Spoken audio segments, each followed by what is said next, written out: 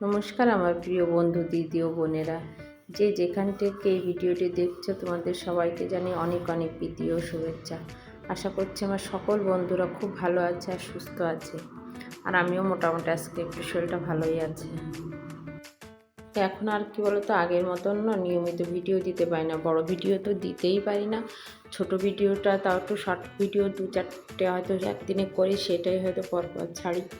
ঠিক মতন এখন আর ভিডিও দেওয়া হয় না, অনেক দিন থেকেই শরীরটা খারাপ। তা আজকে যাব ডাক্তারের কাছে। ভেবেছিলাম ঠিক হয়ে যাবে আস্তে আস্তে, কিন্তু ঠিক কিছুতেই হচ্ছে না। তাই আর ফেলে না থেকে এবার যাব ডাক্তারের কাছে। তা আজকে সকাল থেকে দেখো কাজ শুরু করেছি। আগে কাপড়টা না কালকের আমার কাচা ছিল, তা মেলিনি। তবে আজকে মেলে দেওয়া, জলটা যেহেতু ঝরা ছিল, তা জলটা ঝরে আগে কাপড়টা মেলে দিয়ে এসেছি। কাপড়টা মেলে দিয়ে এসে যেন ওদিক শুকাতে থাকলো। তা আমি এসেছি ঘর বাড়ি ছাড়তে, বাসি ঘর বাড়ি ছেড়ে আজকে বেডরুমটাকে পুরো ডিপ ক্লিন করে নেবো। কারণ রোজ রোজ না হচ্ছে না, শরীর খারাপের জন্য যেহেতু কাজ করতে পারে না, আর ঘর বাড়ির ফার্নিচারে ভালোই ধুলো পড়েছে।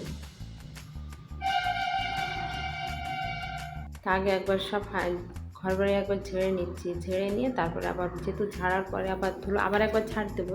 এবার কী হলো তো ঝেড়ে মুছে নেব। তাই দরজাগুলো খাপে খাপে না ভালো ধুলো মানে হয়ে গেছে। তো এইগুলো পরিষ্কার করে নিয়েছি, বেডটা আগেই পরিষ্কার করে নিয়েছি, তোমাদের আর দেখালাম না। তো বেডটা পরিষ্কার করে নিয়ে এবার ওই টিভি ইউনিটটা পরিষ্কার করছি। পরিষ্কার করে যেহেতু ঘর ঝাড়া হয়ে গেছে, মুছে নেব পরপর। আর এগুলো না প্রচুর ধুলো হয়, আর আমার যেহেতু রাস্তার পাশে বাড়ি, সেহেতু প্রচুর ধুলো হয়। মানে কী বলতো, সব ঘর পরিষ্কার করা তো সম্ভব না, দুপুরে রান্না আছে, আদার্স কাজ আছে, ঘর বাড়ি মোছা আছে, আর একা হাতে যেহেতু আছে, করে শরীরটাও সেরকম জুটলে। তো একদিন এক একদিন আর কি এক একটা ঘর পরিষ্কার করি, কারণ রোজ একভাবে মানে সব ঘর পরিষ্কার করা সম্ভব না।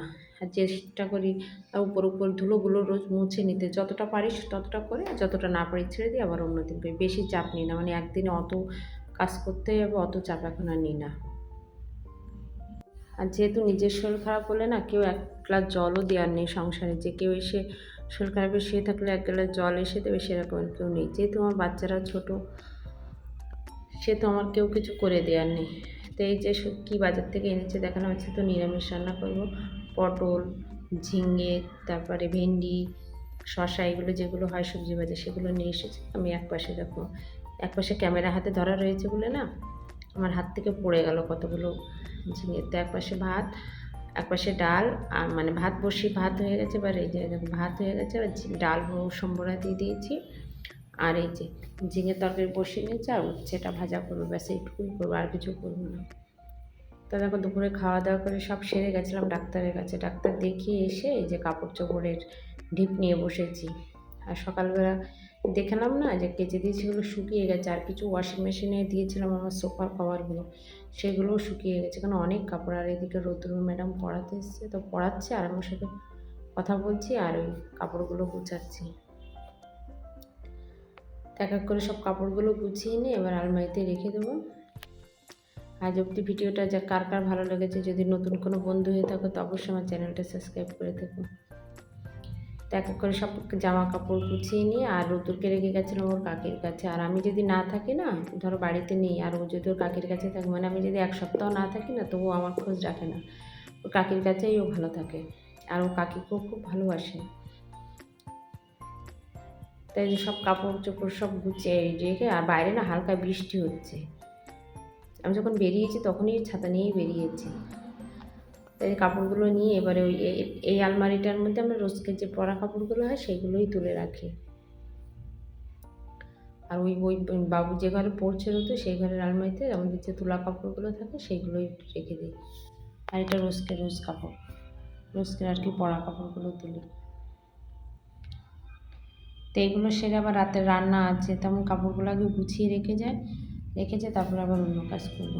আর পর কী বলতো, সকাল থেকে সন্ধ্যা অবধি কাজের কিন্তু শেষ নেই। আর হাউস ওয়াইফদের তো শেষই হয় না, একটার পর একটা কাজে লাগে, মাথায় সারাদিন ঘুরতে থাকে, এরপরে কী কাজ আছে, ওরপরে কী কাজ আছে। তা যাওয়ার সময়টা চা খেয়ে গেছিলাম, তা চা খেয়ে গেছে, চায়ের কাপটা জায়গায় রেখে চা করে মানে রাখা হয়নি। তাই এসে আবার সেগুলো কেউ সরানোর তো নেই যে সে সরিয়ে গুছিয়ে রাখবে, তাই যে সে জায়গা জিনিস সব জায়গায় রাখছি। রেখে আবার ম্যাডাম পড়াতে এসছে, তো বললাম যে তুই কফি খাবি? তো বলছে হ্যাঁ আন্টি খাবো। ও সবসময় খায় না কফি টফি। তাই যে চল দুজনে বসে এক কাপ খাই দুজনে। তো এইসব করে গুছিয়ে এবার দুধ দিয়ে গেছে, তারপর একটু দুজনে মিলে কফি খাবো। কফি বানিয়ে ওকে দিয়ে ছেলেকে জিজ্ঞেস করলাম খাবি? তো বলছে মা না আমি খাবো না। এমনি ওরা চা কফি কিছুই খেতে চায় না। তা আজকে ভিডিওটা কেমন হয়েছে অবশ্যই জানিও। আর অনেকদিন যেহেতু বড় ভিডিও দিই না, তো আর কি বলবো কি না বলবো আমার আজকে আর মাথায় ঢুকছে না কিছু। আর বারবার না কেটে কেটে ভয়েস দিতে হচ্ছে, কারণ আমার মনেই নেই আগের মতন আর ভয়েস দেওয়া। আর তারপরে শরীরটাও ভালো নেই।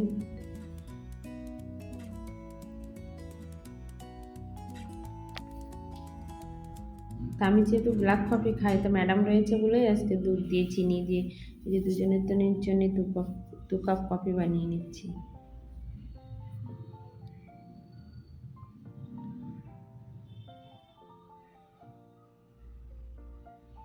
একটা সময় ছিল যখন শরীর খারাপ হলে সবই মা মুখের কাছে এনে দিত, আর এখন শরীর খারাপ থাক আর যাই থাক সারাদিন কাজ তোমার করতেই হবে। মানে তুমি না, তোমার হাত না চললে তোমার মুখ মানে পাত পড়বে না, এরম ব্যাপার। তাই আজকে তাহলে রাখছি, দেখা হবে আগামী দিনে কোনো নতুন ভিডিওতে।